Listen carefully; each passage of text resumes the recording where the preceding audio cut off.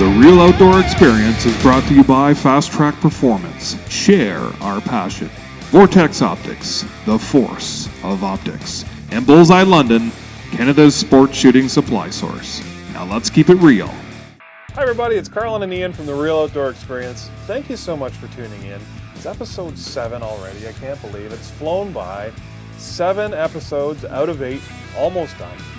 We're talking about concealment. And concealment is a big, big deal, especially for guys my size. So right after this, we'll start giving you some tips on how you can properly conceal yourself, and that adds to the success of turkey hunting. So stand by, we'll get right back at it.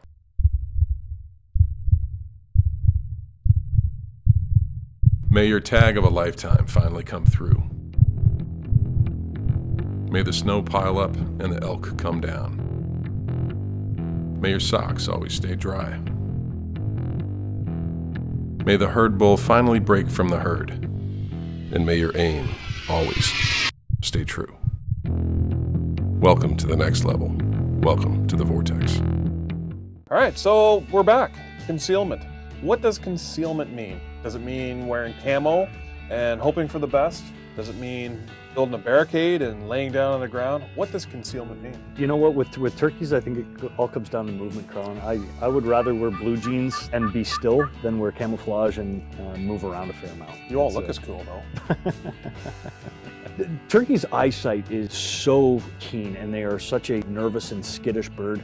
The slightest movement just puts them right on edge. And I don't think that when turkey or a deer, for that matter, walking through the woods, if it picks up a color, it's not going to go on to high alert. But movement means that there's something alive, and something alive means there's something that might get them. You can see that turkey can be going through the woods, the nice loose S shape on their neck, and then catch a bit of movement and just and they're on high alert, and that becomes a very, very difficult bird to hunt. Survival is number one for all wild creatures, and if they think that their survival is in any way jeopardized, they are no longer huntable. There's a lot of different camouflage that you can wear to help with your concealment. You can wear different patterns. I know things with a lot of gray in the early season, things with a lot of green in the late season. That does make sense, is you want to wear camouflage to break up your outline. And if you're heavily green camo and it is more of a gray woods, you're going to stand out a little more. Your camouflage is simply going to blob. The objective with your camouflage is to simply break up your outline,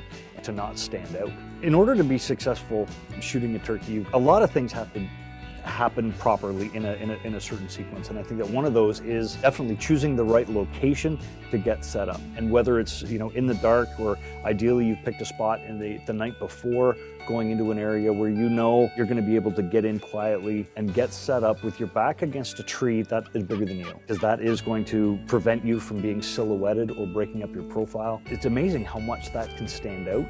To people, to deer, to turkeys. Your profile is what they will see first. We do a lot of scouting for turkey. So the land that we hunt, we pretty much know the lay of the land. We know where those ideal tree spots are. It's very, very difficult in the dark to pick the right spot. We don't want to be using a flashlight if you can at all avoid it, because that's a beacon in the woods. I am. Yeah. It definitely makes it difficult if you are getting close to where the turkeys are, for sure. One of the things that I think that people always need to be aware of is the fact that when they blow a locator call, that there could be a turkey very, very close by. And there's nothing worse than trying a box call or even blowing a crow call and getting a gobble where he's only 50 yards away, and it's like, oh, now what do you do? Now what? Yeah. And I've learned the hard way: don't ever blow that call until you have a spot in mind. I like to do that about every 100 yards. Give a couple of clucks on a box call or blow a locator call, walk 100 yards and do it. But before sounding off on whatever call you choose, have a spot in mind where you are going to get to in case he is really close by. And something that you can sit on fairly comfortably. If the big tree is leaning towards the field and you wind up having to sit all hunched over, that's not going to work either. You've got to be comfortable. That's a great point, especially if you take children hunting. You have to find a spot where they're going to be able to sit still. Because if they don't sit still, they're going to blow it, then they're going to feel bad. And it's really not a successful... disappointment. It's a lot of disappointment there. So that's important stuff.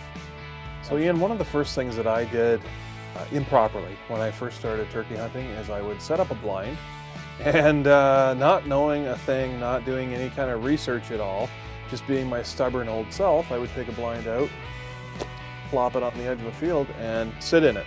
And I sat in blinds a lot. And you know what? There was no birds coming to my decoys.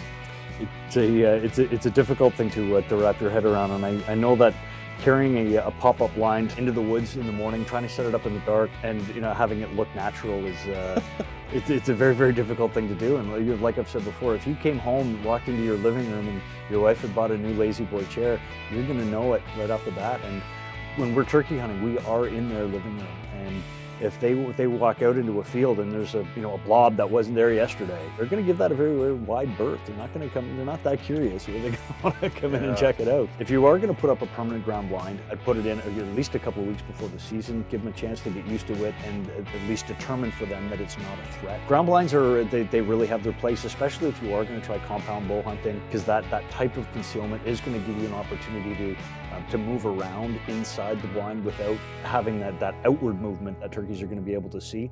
It's also, let's face it, it's really nice in the rain. If it's pouring rain outside, it's a great time to be hunting in the fields.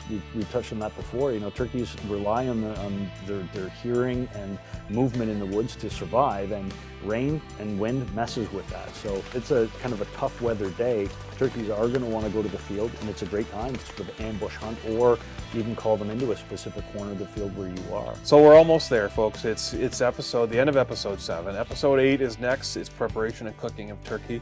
It's where everything culminates. It's all the hard work, the effort, the time, the hours in the field. Everything comes together, and it's a celebration of the hunt. It's providing for your family and some really, really sweet table fare. So probably one of the most important pieces, because that is what the non-hunters are going to judge you on. That's right. There's going to be non-hunters in your family, or other people that are going to come to your table and eat what you prepared. So you've spent a lot of time preparing for the hunt. You've spent a lot of time learning how to do it. You spent a lot of time in the woods. Finally get an opportunity to harvest a bird. You make a good shot. You brought it home. Don't shortchange yourself on how to prepare it properly. Do that research. Absolutely. So stand by for the next episode. It is coming up, episode 8, and it's the preparation and cooking of wild turkey. Thanks so much for tuning in. It's Carlin and Ian from the Real Outdoor Experience. Make sure you get your kids outside. It's all about the legacy. We have to teach them about all this great stuff that we do. And take your grandparents or somebody older if you don't have any grandparents left. They will enjoy it for sure. And as always, keep it real. Thanks, and take care for now, folks.